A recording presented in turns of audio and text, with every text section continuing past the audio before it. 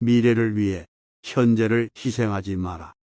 쇼펜하우어의 이 문구는 다른 무엇인가가 되기 위해 자신의 현재의 자신을 희생하는 것이 가장 큰 어리석음임을 시사한다. 그는 개인이 현재의 자신에 만족해야 하고 어떤 이상적인 사회적 규범에 맞게 자신을 바꾸려고 노력해서는 안 된다고 암시한다. 그는 사람들이 다른 사람이 되려고 노력하는 대신에 그들의 진정한 자아를 받아들이고 포용해야 한다고 제안한다. 또한 미래의 목표나 정체성을 추구하면서 현재의 행복을 포기해서는 안 된다고 강조하고 있으며, 진정한 행복은 오직 지금의 당신과 함께 만족하고 받아들여야만 찾을 수 있으며 다른 것이 되기 위해 끊임없이 노력하는 것이 아니라고 암시한다. 가장 큰 어리석음은 다른 종류의 행복을 위해 건강을 희생하는 것이다. 쇼펜하우어는 한 사람의 신체적 건강보다 다른 형태의 행복을 우선시하는 것은 어리석고 잘못된 결정이라고 말했다. 쇼펜하우어는 전반적인 행복과 웰빙에 필수적인 만큼 자신의 신체적 건강을 돌보는 것의 중요성을 강조하고 있다. 그는 물질적 소유나 사회적 지위와 같은 일시적이거나 피상적인 형태의 행복을 위해 자신의 건강을 위태롭게 하는 것은 현명하지 않다고 주장하며, 대신 진정하고 지속적인 행복은 좋은 신체적, 정신적 건강을 유지해야만 얻을 수 있다고 말했다. 사람은 다른 목적 없이 타인에게 고통을 주는 유일한 동물이다. 쇼펜하우어의 이 문구는 인간이 뚜렷한 이유나 정당성 없이도 타인에게 고통과 해를 끼칠 수 있는 독특한 능력을 가지고 있음을 시사한다. 쇼펜하우어는 인간이 생존이나 실용적인 목적 없이 의도적으로 타인을 해치는 능력을 가지고 있다는 인간 본성의 어두운 측면을 지적하고 있다.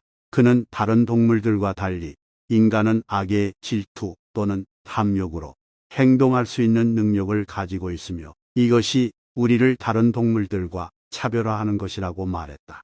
이 진술은 인간의 행동에 대한 다소의 비판이며, 인간이 타인에게 해를 끼치는 이러한 경향을 극복하기 위해 노력해야 한다는 것을 암시한다. 혼자 사는 것은 모든 위대한 영혼들의 운명이다. 이 인용문은 혼자 간 것이 모든 위대한 영혼의 운명 또는 운명임을 시사한다. 그는 위대한 정신이나 위대한 영혼은 사회로부터 분리되어 고독한 삶을 사는 경향이 있다고 암시한다.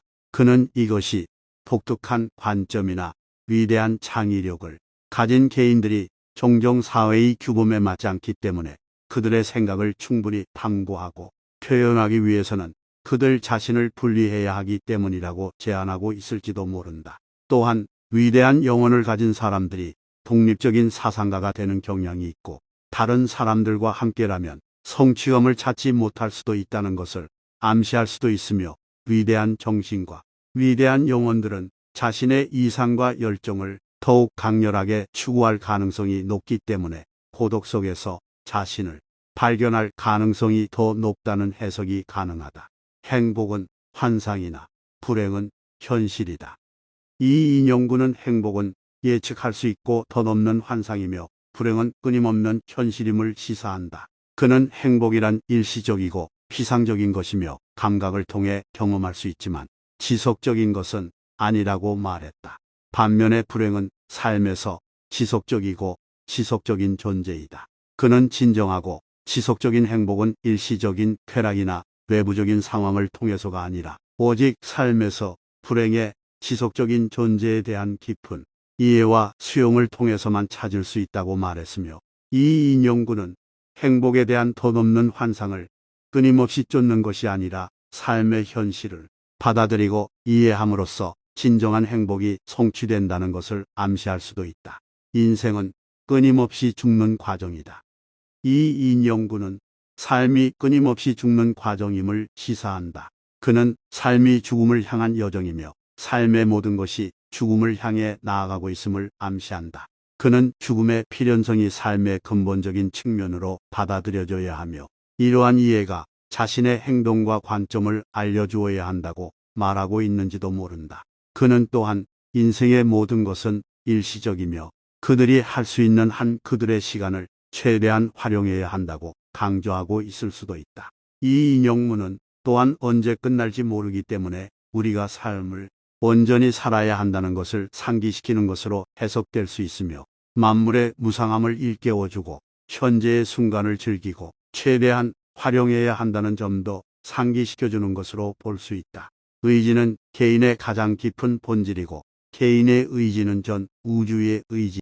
이 인용문은 의지가 개인의 가장 깊은 본질이며 개인의 의지가 우주 전체의 의지임을 시사한다. 그는 개인의 의지와 우주의 의지 사이에는 근본적인 연관성이 있으며 개인의 의지는 우주의 의지의 반영임을 암시한다. 그는 개인의 의지가 강력하고 보편적인 힘이며 개인은 자신의 운명을 형성할 수 있는 능력이 있으며 그들의 행동과 결정이 세상에 지대한 영향을 미친다는 것을 암시하고 있는지도 모른다. 그는 또한 개인이 자신의 삶을 형성하고 세상을 변화시킬 수 있는 힘을 가지고 있으며 이 힘은 개인의 의지에서 비롯된다는 생각을 강조하고 있는지도 모르겠다. 인간 행복의 두 적은 고통과 지루함이다. 이 인용문은 인간 행복의 두 적이 고통과 지루함이라는 것을 암시한다. 그는 이 두 가지 경험이 인간의 행복에 해롭고 행복을 이루는데 장애가 된다고 했다. 고통은 신체적으로나 정서적으로 불편한 것이며 사람들이 자연스럽게 피하려고 하는 것이다. 반면에 지루함은 어떤 것에 대한 자극이나 관심이 부족하고 성취감을 느끼지 못하는 상태이다. 그는 이 두 가지 경험이 사람들이 행복을 추구하는 과정에서 직면하는 주요 장애물이며 이를 극복하기 위해 노력해야 한다고 전한다. 이는 행복이란 고통이나 지루함이 없는 것이 아니라 그 속에서 의미와 성취감을 찾는 능력임을 일깨워주는 것으로도 볼 수 있다. 아르티르 쇼펜하우어는 인간의 상태에 대한 비관적인 견해로 유명한 독일의 철학자였다. 그는 19세기의 가장 위대한 철학자 중 한 명으로 여겨지며 그의 작품은 실존주의, 허무주의, 심리학의 발전에 중요한 영향을 미쳤다. 그는 의지의 개념, 인간 욕망의 본질, 개인과 우주의 관계를 탐구한 작품 의지와 표현으로서의 세계로 가장 잘 알려져 있다. 그는 또한 윤리, 미학, 행복의 본질에 대해 광범위하게 썼다. 쇼펜하우어의 철학은 개인의 의지 무의식의 역할, 전통적 형이상학의 거부를 강조한 것이 특징이다. 그의 생각은 종종 논란의 여지가 있었고 삶, 죽음, 인간의 상태에 대한 그의 견해는 찬사와 비판을 받았다.